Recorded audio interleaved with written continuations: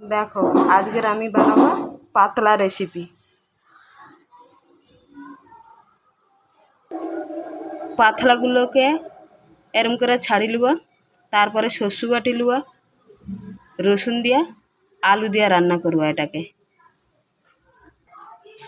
আমি কড়াই বসিয়ে দিচ্ছি, এবার তেল দিয়ে দেবো। এমনকি সুন্দরবনের যতগুলো রান্না হয় তার মধ্যে একটা জিনিস বেশি, সেটা হলো তেলে 5 ফোড়ন দিতেই হবে। কড়াইয়ে তেল গরম হয়ে গেছে, এবার আমি 5 ফোড়নটা দিয়ে দেবো। ফোড়নটা একটু ভাজা ভাজা হয়ে গেলে আলু তুল দেবো। আমি পাতলাটা শস্য বাটা দিয়ে করবা। ফোড়নটা একটু ভাজা ভাজা হয়ে গেছে, এবার আলুটাকে তুলি দেবো। আলুর মধ্যে আমি একটু হলুদ আর নুন দিয়ে দেবো। আমি হলুদ দিয়ে দিচ্ছি, এবার একটু নাড়ি দেবো।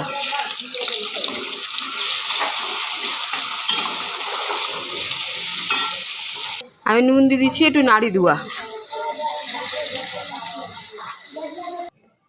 পাতলাটাকে এরম করে কাটি লিবা। আলুটা আমার ভাজা ভাজা হয়ে গেছে, এর মধ্যে শস্য বাটাটা দিয়ে দেবো। শস্য বাটাটা এবার দিয়ে দিয়েছি, একটু নাড়ি দেবো। নাড়তে নাড়তে এর মধ্যে আমি পাতলাটাকে দিয়ে দেবো।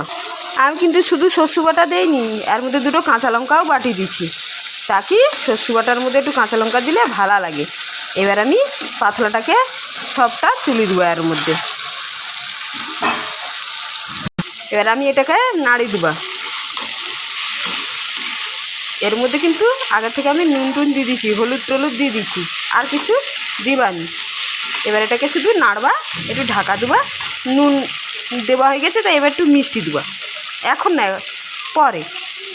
এবার আমি এটাকে একটু ঢাকি দিয়া পর্যায়তে দেবা, তাহলে কি আলুটা একটু সিদ্ধ হয়ে যাবে আর পাতলাটা নরম হয়ে যাবে।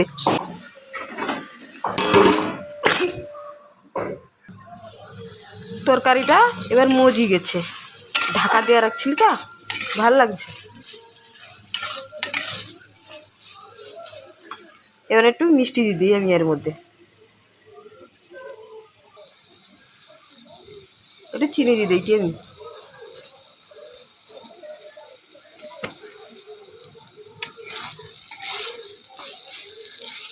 তাহলে তোমাকে যদি এই তরকারির রেসিপিটা ভাল লাগে তাহলে লাইক করবে, কমেন্ট করবে আর শেয়ার করবে। Thank you.